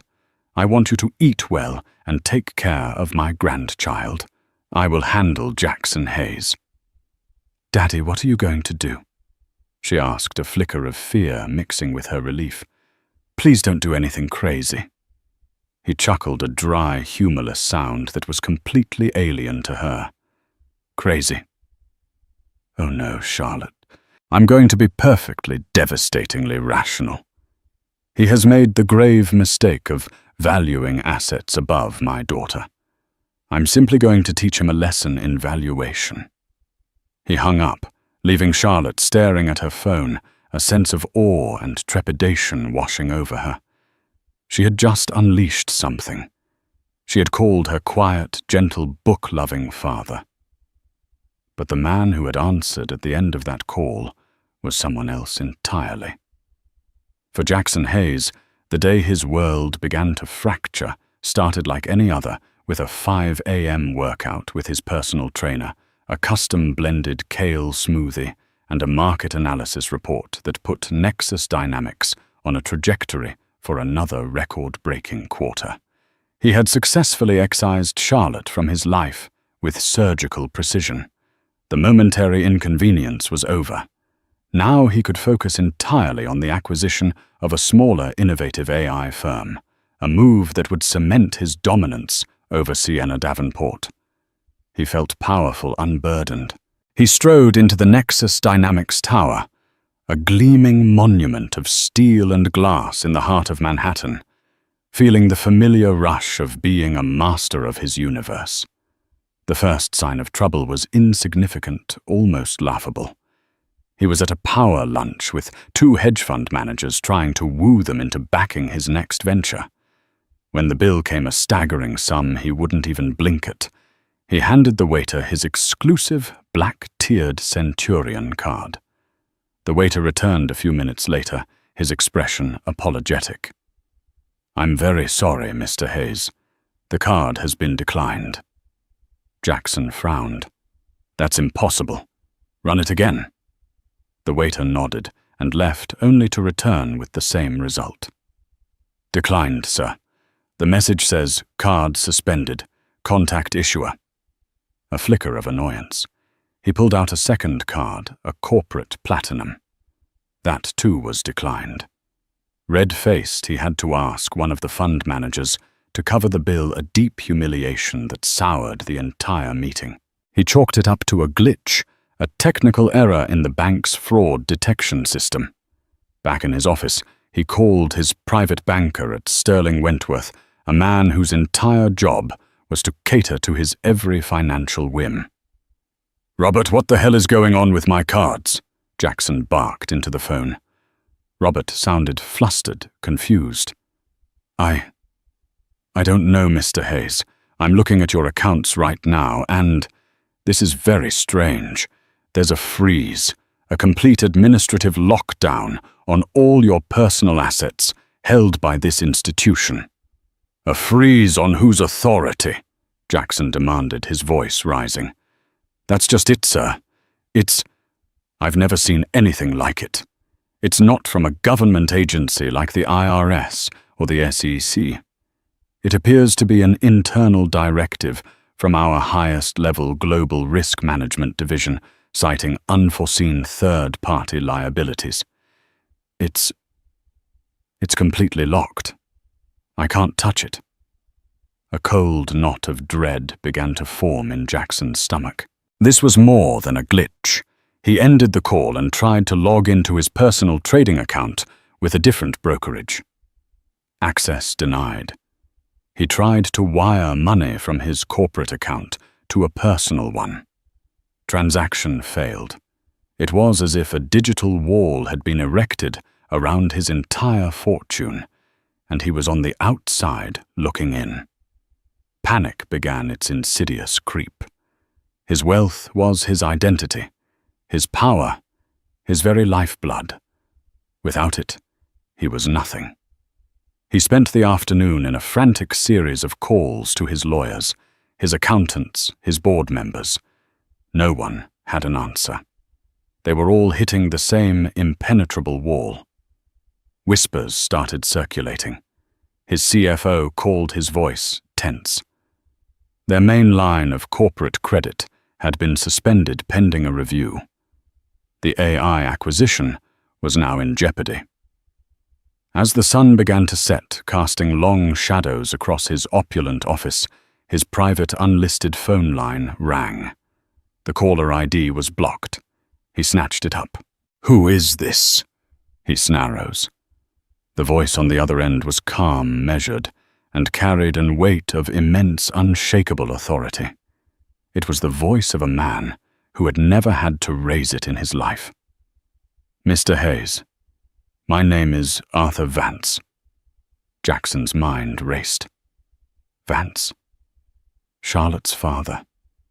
The old man with the dusty bookshop in Vermont. What could he possibly want? Was he calling to plead for his daughter? "Look, if this is about Charlotte, you're wasting your time." Jackson sneered, feeling a surge of arrogant confidence. "She made her choice. The little money you think you can get from me is, 'Let me stop you there, son.'" Arthur's voice cut through him, the word "son" dripping with icy condescension. "I believe there's been a significant misunderstanding about who I am. You see, the bookshop is a hobby, a pleasant diversion. It keeps me grounded." A confused silence hung in the air. "My actual work," Arthur continued, his voice as smooth and cold as river stone, "is as the chairman and majority shareholder of Vance Global Holdings." Jackson felt the blood drain from his face. Vance Global. Not a company, but a colossus. A private multinational conglomerate with controlling interests in logistics, banking, and technology across 4 continents. They were a silent giant, rarely in the news because they owned the news outlets.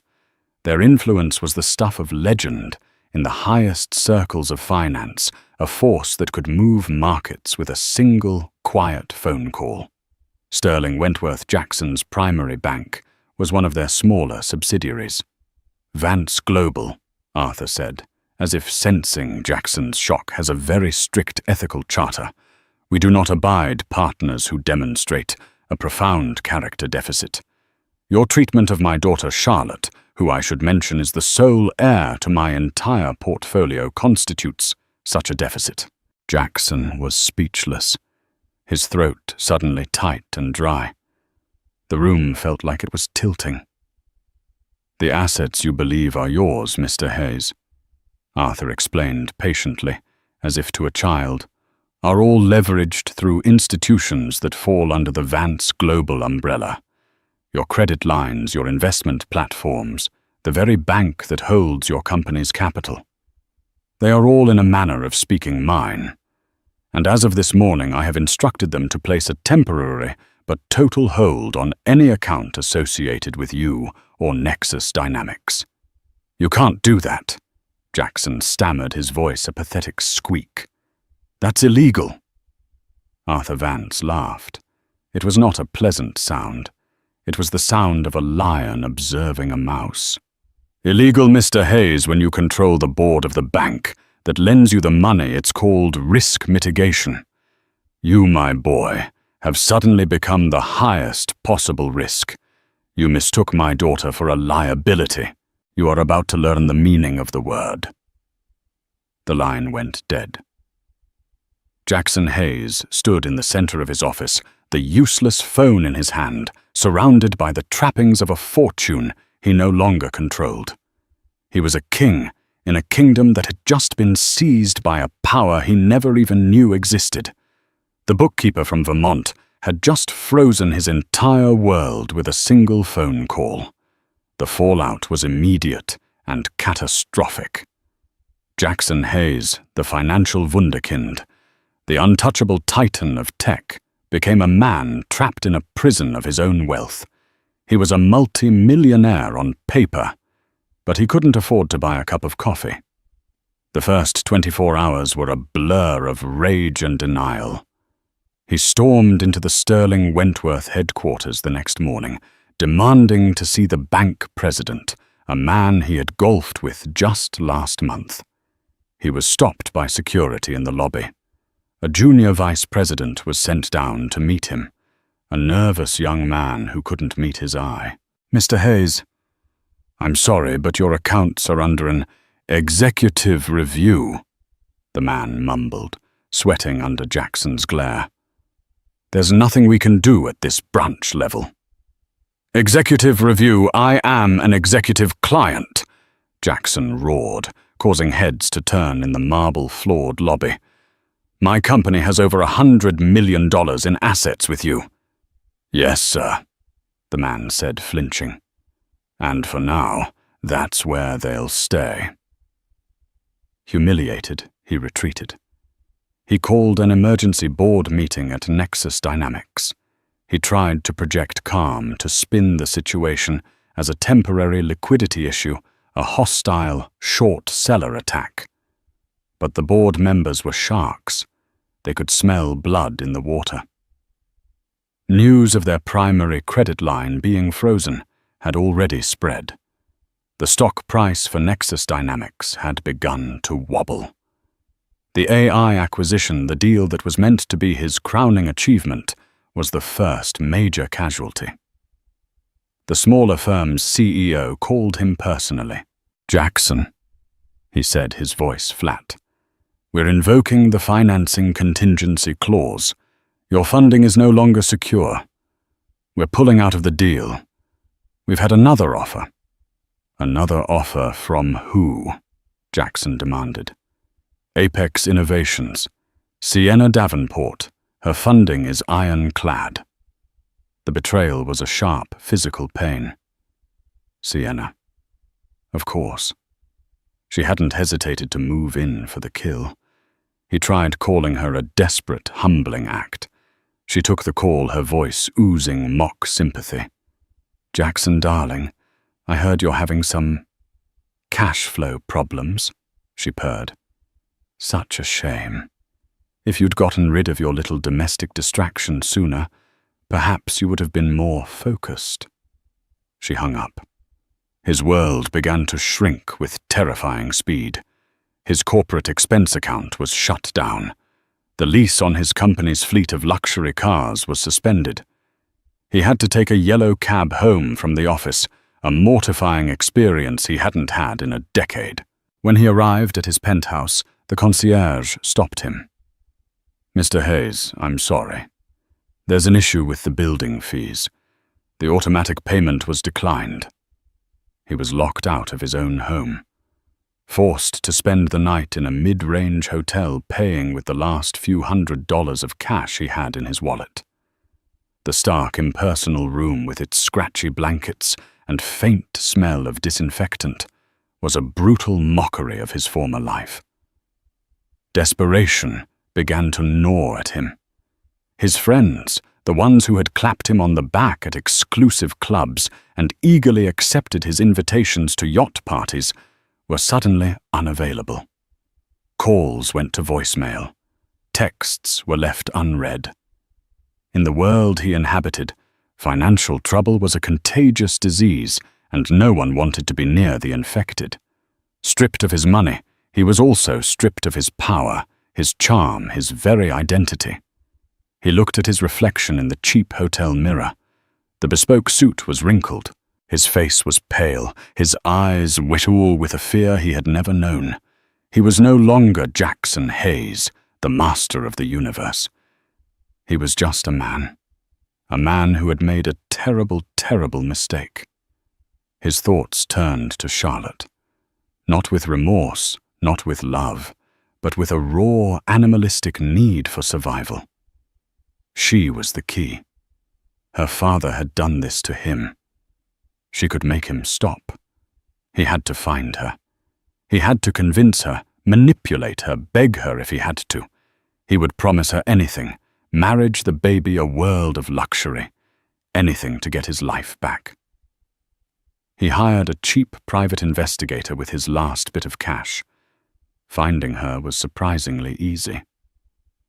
The investigator traced her to a small, unassuming apartment building in Queens, registered under the name Maria Sanchez. Jackson drove there in a rental car, a nondescript sedan that felt alien to him. The neighborhood was a vibrant tapestry of cultures, smells, and sounds he had only ever witnessed from the tinted windows of a chauffeured town car. It felt like a foreign country. He stood on the pavement outside her building, a 3-story brick walk-up. It was so normal, so beneath him. He buzzed the apartment, his heart pounding with a mixture of hope and contempt. He would fix this.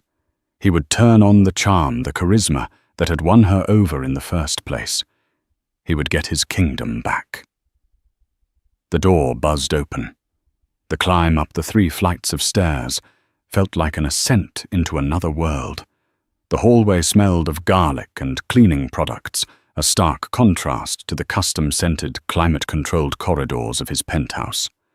He found apartment 3B and knocked, smoothing his now rumpled suit jacket, trying to compose his features into a mask of sincere regret. The door opened, and there she was. Charlotte looked different. She wasn't wearing designer silks or glittering diamonds. She was in a simple cotton maternity dress. Her hair was tied back in a loose bun, and her feet were bare. But it was her face that struck him. The anxiety and sadness that had clouded her features for months were gone. In their place was a calm serenity, a quiet strength that seemed to radiate from her. She looked healthier, more vibrant than he had seen her in years. Her pregnancy was more pronounced now, a gentle, undeniable curve to her belly. Her eyes widened in surprise when she saw him, but there was no fear, no flicker of the old adoration.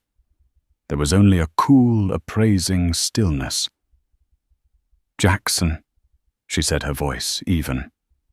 "What are you doing here?" "Charlotte, thank God I found you." He began, forcing a pained expression onto his face. He tried to step inside, but she didn't move, blocking the doorway. "We need to talk. I've made a terrible mistake. A catastrophic mistake." "You made a choice," she corrected him, her voice devoid of emotion. "Now why are you here?" His practiced charm faltered in the face of her composure. He decided to switch tactics to desperation. "Your father, Charlotte. He's destroying me. He's frozen everything. My accounts, my company. Everything is gone. I'm ruined." "My father is protecting his family," she said simply, "something you failed to understand." "This isn't protection. It's a nuclear attack," he pleaded, his voice cracking. "Please, you have to call him. Tell him to stop. I'll do anything. I mean it. We can be a family. You me the baby. I want that. I see it now. I was just stressed. The deal with Sienna, the pressure. It wasn't me." He reached out to touch her arm, but she recoiled as if from a snake. "Don't," she said, her voice dropping a new edge of steel in it. "Don't you dare touch me." The rejection stunned him. This was not the pliable, gentle Charlotte he knew. "You don't want our baby, Jackson." She continued, her gaze unwavering. "You want a solution to your problem. You see me as a key, a tool to get your money back. Just like you saw our child as a liability. You haven't changed. You're just desperate." He stared at her, seeing the truth in her words reflected in her clear, honest eyes. She saw right through him, through the lies and the performance, to the hollow, grasping core of the man he was. "I loved you," he whispered, a last-ditch attempt at emotional blackmail. Charlotte laughed, a short, bitter sound. "No, you didn't. You loved the idea of me. The quiet, artistic wife who looked good on your arm at galas. The woman who wouldn't challenge you. The moment I became a real person with a real non-negotiable need, the need to protect my child, I became inconvenient.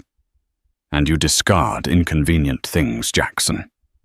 From inside the apartment, Maria appeared behind Charlotte.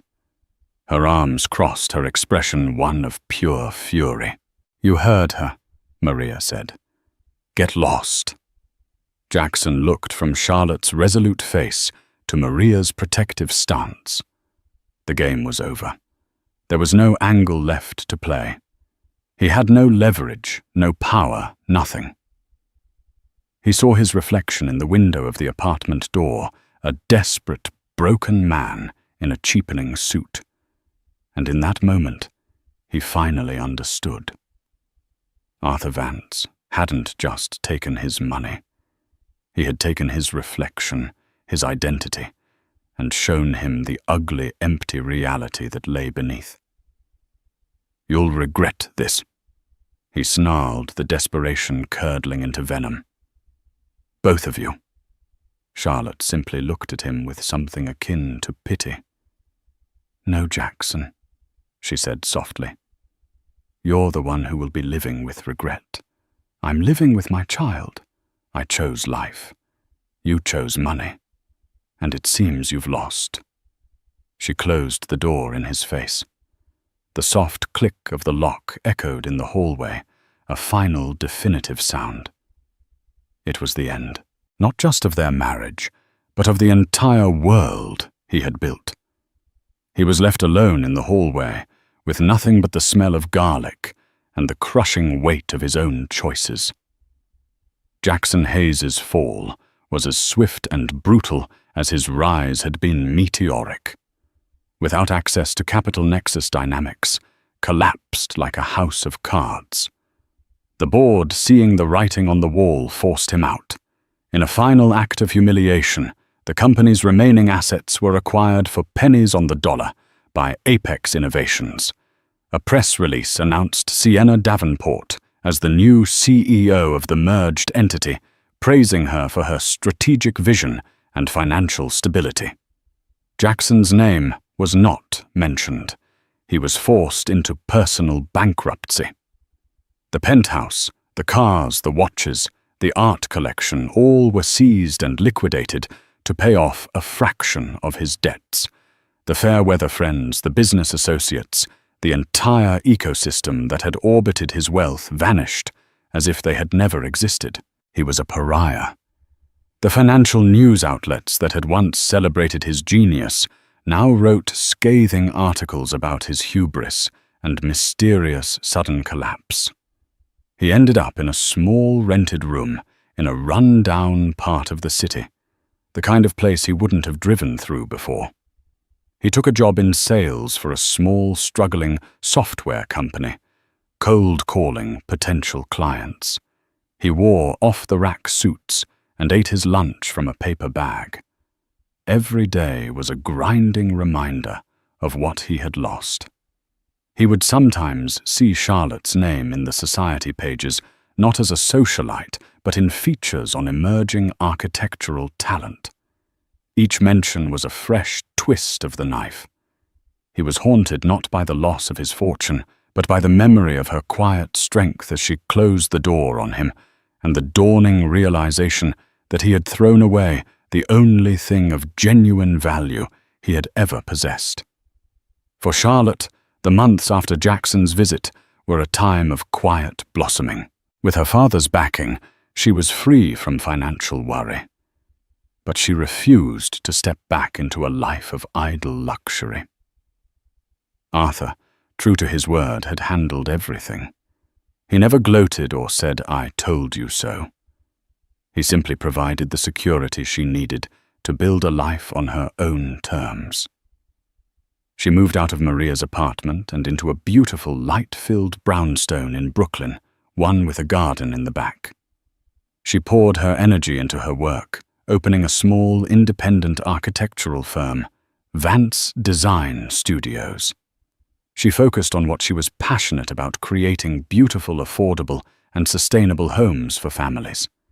Her designs were innovative and empathetic, and she quickly gained a reputation for her integrity and vision. 5 months later, she gave birth to a healthy baby boy. She named him Arthur. Holding her son for the first time, his tiny fingers wrapped around hers, Charlotte felt a profound sense of peace All the pain and betrayal she had endured had led her to this perfect, sacred moment.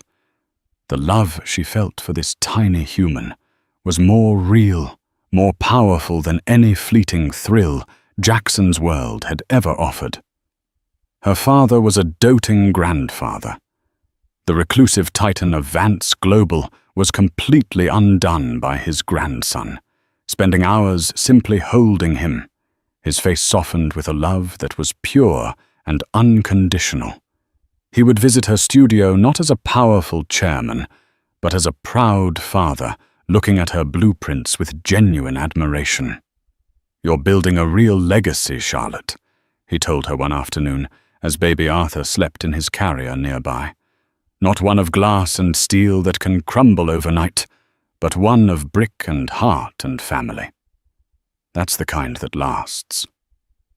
Charlotte looked around her studio at the plans for a new community center on her desk, at her beautiful son sleeping peacefully, and she knew he was right. She had been trapped in a gilded cage, believing it was a palace. It took losing everything to realize she had the power to build her own kingdom, one founded not on a cold balance sheet, but on the unshakable foundations of love, resilience, and self-worth. Jackson Hayes had abandoned her, but in doing so, he had set her free. 5 years had passed. 5 years of peace growth and the quiet, joyful rhythms of a life rebuilt. The ghost of Jackson Hayes had long since faded from Charlotte's daily thoughts, relegated to a sad, cautionary chapter in a book she no longer read. Her world was now colored in the vibrant hues of her son's laughter and the satisfying blues of architectural drafts. Arthur Vance Jr., or Ari, as everyone called him, was a whirlwind of joyous energy. At 5 years old, he had his mother's kind eyes and his grandfather's thoughtful curiosity. He was the sun around which Charlotte's universe lovingly orbited. Her firm Vance Design Studios had become a celebrated name in the industry, lauded for its commitment to creating spaces that nurtured communities. She was no longer Jackson Hayes' discarded wife. She was Charlotte Vance, a creator, a mother, a woman whole and happy on her own terms. It was a crisp autumn afternoon in Central Park. The leaves were a riot of gold and crimson, and the air was filled with the scent of roasted chestnuts. Charlotte was pushing Ari on a swing, his delighted squeals soaring into the bright blue sky. It was a moment of perfect, uncomplicated happiness. That's when she felt it, a prickling sensation on the back of her neck, the primitive instinct of being watched. She slowed the swing, her eyes scanning the periphery of the playground. Her gaze landed on a figure standing near an old oak tree, partially obscured by its trunk. A man thin and hunched, wearing a threadbare jacket that was no match for the autumn chill. Even from a distance, even with the years and the hardship etched into his frame, she knew him. It was Jackson. The sight of him sent a jolt of ice through her veins. Her first immediate instinct was a fierce primal wave of protection. She swiftly lifted Ari from the swing, holding him close, her body a physical shield between her son and the ghost from the past. Ari, sensing the sudden tension in his mother, looked up at her with a concerned frown. Jackson took a hesitant step forward, then another. He looked like a stray dog, starved and uncertain, expecting to be kicked. The arrogant swagger that had once defined him was gone, replaced by a shuffling, defeated gait. His face was gaunt. His once perfect hair was thinning and unkempt, and his eyes, those once predatory eyes that held the cold gleam of the stock market, were now hollowed out, filled with a profound, soul-deep weariness. He stopped a respectful distance away, his hands shoved deep into his pockets. "Charlotte," he said. His voice was a hoarse rasp, as if it hadn't been used for years. "What do you want, Jackson?" she asked, her tone flat and cold. She held Ari's hand tightly, ready to scoop him up and run. "I don't want anything," he said, quickly raising his hands in a gesture of surrender. "Not money, not anything from you. I know I don't have the right." He looked past her, his gaze falling on Ari, who was peeking out from behind his mother's legs. A look of such raw, agonizing pain crossed Jackson's face that Charlotte almost flinched. It was the look of a man seeing the vibrant, breathing embodiment of his life's greatest mistake. I had to see him," Jackson whispered, his eyes welling up. "Just once. I work as a custodian in a building a few blocks from here. I saw you walking this way. I just wanted to see his face." Charlotte's mind was a maelstrom of conflicting emotions. The anger was still there, a hot ember that would never fully extinguish. This man had tried to erase her son from existence. He had called him a complication and a liability. But seeing him now so thoroughly broken, stripped of all artifice and power, the anger was tempered by a sliver of something else. Not pity, but a stark recognition of his profound and utter ruin. "He's beautiful." Jackson choked out a single tear, tracing a path through the grime on his cheek. "He looks happy." "He is happy," Charlotte said, her voice firm. "He has a grandfather who adores him. He has friends.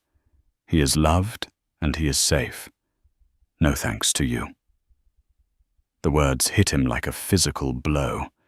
He nodded, accepting the truth of them without argument. "I know. I deserve this. All of it. I was a monster." He fumbled in his pocket and pulled out a small, clumsily wrapped object. It looked like a cheap toy car from a corner store. I bought this for him, for his birthday. I know it's not for a few months. Can you just give it to him? You don't have to say who it's from." This was the moment of decision. Part of her wanted to scream at him, to tell him to take his pathetic gift and disappear forever. How dare he try to insert himself, even in this small, pitiful way, into the perfect world she had fought so hard to build. But then she looked at Ari, whose wide, innocent eyes were fixed on the broken man. One day her son would ask about his father. He would be curious. What would she tell him? That his father was a monster who tried to destroy them. Yes, that was true. But what would Ari see when he looked at his own reflection? Would he see a piece of that monster in himself? She couldn't give him that burden. With a deep breath, Charlotte made a choice. It was not for Jackson. It was for Ari. "No, Jackson," she said, her voice softening just a fraction. "You can't buy your way back, not even with a small toy." His face fell, his last hope crumbling. "But," she continued, her voice regaining its strength, "one day he is going to ask me about you. And I want to be able to tell him that his biological father, the man who made a terrible mistake, finally learned what it meant to be a decent human being." She stepped forward, keeping Ari slightly behind her. "I don't want your gifts, and you are not going to be a part of his life. Not now. Maybe not ever. But if there is any sliver of a chance, it starts with you. Fix yourself. Not your finances. You. Get a real job. Find some stability. Learn what integrity is. Become a man your son wouldn't be ashamed of." She pulled a card from her wallet. It was for a charitable foundation run by Vance Global that specialized in job training and placement for people trying to rebuild their lives. "This is not a handout," she said, holding it out to him. "It's a door. What you do when you walk through it is up to you. That is the only thing I will ever give you." He stared at the card, as if it were a lifeline. With a trembling hand, he took it. "Thank you." He whispered the words, barely audible.